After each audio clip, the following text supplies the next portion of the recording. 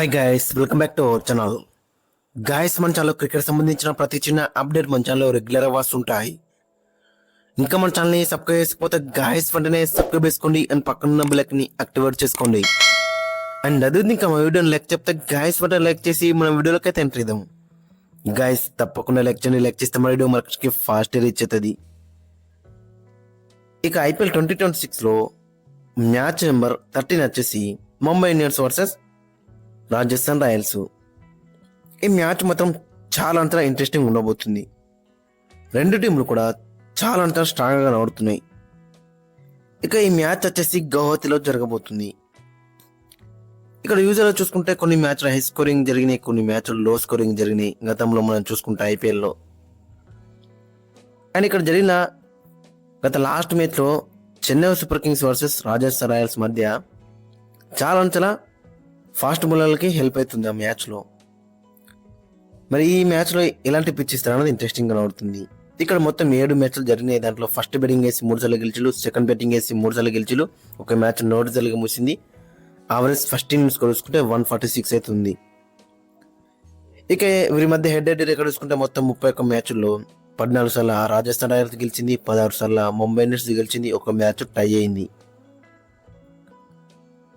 ఇక టీంల విషయానికి వస్తే గిట్ట ఫస్ట్ మనం ముంబై ఇండియన్స్ టీం చూస్తే ముంబై ఇండియన్స్ 2 మ్యాచ్లు అయితే ఆడింది. ఒక మ్యాచ్ గెలిచింది, ఒక మ్యాచ్ ఓడిపోయింది. ఫస్ట్ మ్యాచ్లో ఏ విధంగా గెలిచిలో చూసినాం. బట్ సెకండ్ మ్యాచ్లో కాంబినేషన్ అనేది కొంచెం డిస్టర్బెన్స్ అయితే అయింది. హార్దిక్ పాండ్యాకి ఇంజూరీ వల్ల కాంబినేషన్ మొత్తం డిస్టర్బెన్స్ అయింది. ఆయన మ్యాచ్ ఫలితమే చేంజ్ అయింది వీళ్ళకి. బట్ ఓవరాల్గా చూసుకుంటే హార్దిక్ పాండ్యా తిరిగి వస్తాడు. ఆయన టీం చూస్తే చాలా స్ట్రాంగ్గా కనబడుతుంది. మెయిన్గా చూసుకుంటే వీళ్ళిద్దరు ఓపెనర్స్ చాలా బెటర్ ఆడిస్తున్నారు. మెయిన్గా రోహిత్ శర్మ కన్సిస్టెంట్గా రన్స్ అయితే స్కోర్ చేస్తున్నాడు. ఫస్ట్ మ్యాచ్ మంచి నాకు ఆడిండు, సెకండ్ మ్యాచ్లో కూడా 35 రన్స్ అయితే స్కోర్ చేసిండు. దట్ ఆ లో వికెట్లో 26 బాల్స్లో 35 రన్స్ అయితే స్కోర్ చేసిండు. ఒక 6, 5 4s చాలా బెటర్ ఆడించిండు. సో ఈ మ్యాచ్ కూడా అలాంటి నాకే ఎక్స్పెక్ట్ చేస్తున్నారు. ఇంకా మరొక హాఫ్ సెంచరీ లేదా సెంచరీ కూడా ఎక్స్పెక్ట్ అయితే చేస్తున్నారు. మరోవైపు రయాన్ రిగిల్టన్ ఫస్ట్ మ్యాచ్ మంచి రాణించిండు, సెకండ్ మ్యాచ్లో కొంచెం డిసప్పాయింట్ చేసిండు. ఇక తిలక్ వర్మ కూడా చెప్పుకోదగ్గ ఇన్నింగ్స్ అయితే మనకైతే కనబడతలేవు 2 మ్యాచ్లో. సో ఈ మ్యాచ్లో మరి ఏ విధంగా కంబ్యాక్ చేస్తారనేది ఇంట్రెస్టింగ్ కనబడుతుంది. సూర్యకుమార్ యాదవ్ గత మ్యాచ్లో హాఫ్ సెంచరీ అయితే కొట్టిండు. ఇక నమందీప్ దగ్గర నుంచి కూడా 28 రన్స్ అయితే వచ్చినాయి. సో ఓవరాల్ చూసుకుంటే బ్యాటింగ్ ఆర్డర్ వచ్చేసి హార్దిక్ పాండ్యా వచ్చిన తర్వాత సెటిల్ అయితే అవుతుంది. ఇక బౌలింగ్లో చూసుకుంటే శార్దుల్ ఠాకూర్ ఫస్ట్ మ్యాచ్లో మంచి రాణించిండు, సెకండ్ మ్యాచ్లో టూ మెనీ రన్స్ అయితే వెళ్ళాయని చెప్పుకోవచ్చు. 3 ఓవర్లకి 41 రన్లు అయితే ఇచ్చిండు, దట్టు ఆ స్లో వికెట్లో.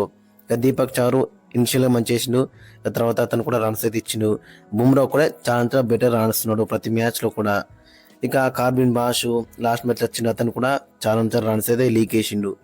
సో ఓవరాల్ చూసుకుంటే బౌలింగ్లో కూడా బుమ్రా మినహాయిస్తే పెద్ద అయితే మనకైతే కనబడతలేదు. సో కాబట్టి మరి ఏ విధంగా రాణిస్తారనేది ఇంట్రెస్టింగ్ కనబడుతుంది. ఖచ్చితంగా ట్రెంట్ బోల్ట్ ఈ మ్యాచ్ అయితే తిరిగి వస్తాడు. ఓవరాల్గా చూసుకుంటే బ్యాటింగ్లో కానీ బౌలింగ్లో కానీ చాలా బెటర్గా కనబడుతుంది. బట్ బౌలింగ్లో ఇంకా వీళ్ళకి ఇంప్రూవ్మెంట్స్ అయితే కావాలి. అపోజిట్ టీం వాళ్ళు చాలా స్మార్ట్గా ఆడుతున్నారు. బుమ్రా 4 ఓవర్లలో అతని పైన టార్గెట్ అయితే చేస్తలేరు, మిగతా వారిపైన టార్గెట్ చేస్తున్నారు, పెద్ద రన్స్కి అయితే వెళ్తున్నారు అని చెప్పుకోవచ్చు వాళ్ళైతే. సో కాబట్టి అన్ని టీమ్స్ కూడా అదే ఫాలో అయ్యే ఛాన్స్ అయితే కనబడుతుంది. ఒకవేళ బుమ్రా బ్యాట్ బాల్ అయితే కొట్టడానికి వెళ్తున్నారు, లేదనుకుంటే బుమ్రానే అటాక్ చేయడానికి అయితే వెళ్తలేరు. సో ఓవరాల్ చూసుకుంటే బౌలింగ్లో కూడా చాలా ఇంప్రూవ్మెంట్స్ అయితే కావాలని చెప్పుకోవచ్చు. ఇక ఈ మ్యాచ్లో ప్లేయింగ్ లెవెన్ అక్కడ చూసుకుంటే రోహిత్ శర్మ, రయాన్ రిగిల్టన్ ఓపెనింగ్లో బరిలోకి దిగుతారు. నెంబర్ 3లో సూర్యకుమార్ యాదవ్, 4లో తిలక్ వర్మ, నెంబర్ 5లో హార్దిక్ పాండ్యా, 6లో నమందీర్, నెంబర్ 7లో విల్ జాక్స్ అందుబాటులో ఉంటే అతను ఆడతాడు, లేదనుకుంటే షెర్ఫన్ రూథర్ఫర్డ్, 8లో మిచెల్ శాంట్నర్, 9లో శార్దుల్ ఠాకూర్, 10లో ట్రెంట్ బోల్ట్, 11లో జస్ప్రీత్ బుమ్రా. ఇంపాక్ట్ ప్లేయర్ మయాంక్ మార్కండే కూడా గత 2 మ్యాచ్లో డిసప్పాయింట్ తీసిండు. మరి అతని ప్లేస్లో వేరే స్పిన్నర్కి అవకాశం ఇస్తారని కూడా చూడాలి. ఇక మరోవైపు రాజస్థాన్ రాయల్స్ విషయానికి వస్తే గిట్ట రాజస్థాన్ రాయల్స్ చాలా బెటర్ రాణిస్తుంది. 2 మ్యాచ్లు గెలిచి టేబుల్లో సెకండ్ ప్లేస్లో అవుతుందని చెప్పుకోవచ్చు. నెట్ రన్ రేట్ కూడా +2.233 అవుతుంది. సో ఓవరాల్ చూసుకుంటే 2 మ్యాచ్లో కూడా చాలా ఇంప్రెస్ అయితే చేసిలని చెప్పుకోవచ్చు. లాస్ట్ మ్యాచ్లో మెయిన్గా చూసుకుంటే రియాన్ పరాగ్ టాస్ గెలిచి ఫస్ట్ బ్యాటింగ్ అయితే తీసుకున్నాడు. బట్ ఇప్పుడు ప్రస్తుతం మనం చూసుకుంటే అందరు కెప్టెన్స్ కూడా టాస్ గెలితే గిట్ట సెకండ్ బ్యాటింగ్ చేసేందుకే చూస్తున్నారు. బట్ రియాన్ పరాగ్ టాస్ గెలిచిండు, ఫస్ట్ బ్యాటింగ్ తీసుకున్నాడు, దానికి తగ్గట్టే పెద్ద స్కోర్ కొట్టిళ్ళు అండ్ దాన్ని డిఫెండ్ చేసుకొని మ్యాచ్ కూడా గెలిచిల్లని చెప్పుకోవచ్చు. ఒకవేళ మ్యాచ్ గిట్ట ఓడిపోయింది అనుకో చాలా విమర్శలు అయితే వచ్చి ఉండేవి అతని పైన. బట్ ఎనివే 6 రన్స్ తేడాతో అయితే మ్యాచ్ అయితే గెలిచిళ్ళు. రాజస్థాన్ రాయల్స్కి మెయిన్గా చూసుకుంటే వాళ్ళ టాప్ ఆర్డర్ అని చెప్పుకోవచ్చు. మెయిన్గా వాళ్ళ ఇద్దరు openers SSV Jaiswal and Vaibhav Suryavanshi ఇద్దరు కూడా గత మ్యాచ్లో చాలా బెటర్ ఆడించులు. ఫస్ట్ మ్యాచ్లో కూడా చాలా బెటర్ ఆడించులు. ఒక్కరు గిట్ట వాళ్ళిద్దరు గిట్ట డిసప్పాయింట్ చేస్తే తర్వాత బ్యాటింగ్ ఆర్డర్ ఏ విధంగా రాణిస్తారు అనేది ఇంట్రెస్టింగ్గా మనకైతే కనబడుతుంది. ఎస్ఎస్వి జైస్వాల్ గత మ్యాచ్లో 55 కొట్టిండు, 36 బాల్లో 6 4లు 3 6లు 152 స్ట్రైక్ రేట్తోని. సూర్యవంశీ కూడా 31 కొట్టిండు, 18 బాల్లో 5 4లు 1 6 172 స్ట్రైక్ రేట్తోని. ఇక నెంబర్ 3 వచ్చిన ధ్రువ్ జురెల్ కూడా 75 అయితే కొట్టిండు.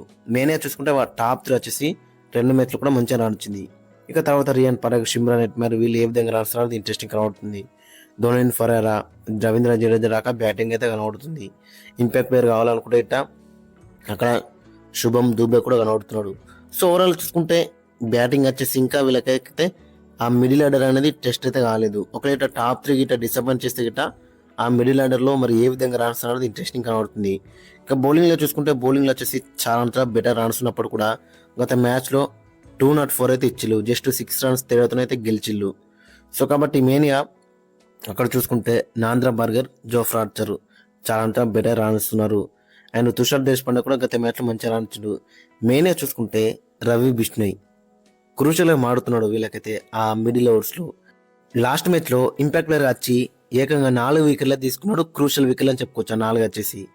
ఓవరాల్గా చూసుకుంటే పేస్ బౌలింగ్లో Jofra Archer, Nandre Burger, Sandeep Sharma, Tushar Deshpande 4 fast bowlers మంచిగా కనబడుతున్నారు.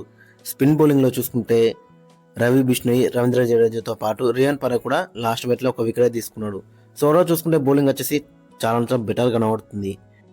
ఇక ఫైనల్గా వీళ్ళ యొక్క ప్లేయింగ్ లైన్ అక్కడ మనం చూసుకుంటే ఓపెనర్స్ వచ్చేసి ఎస్ఎస్వి జైస్వాల్ అండ్ వైభవ్ సూర్యవంశీ.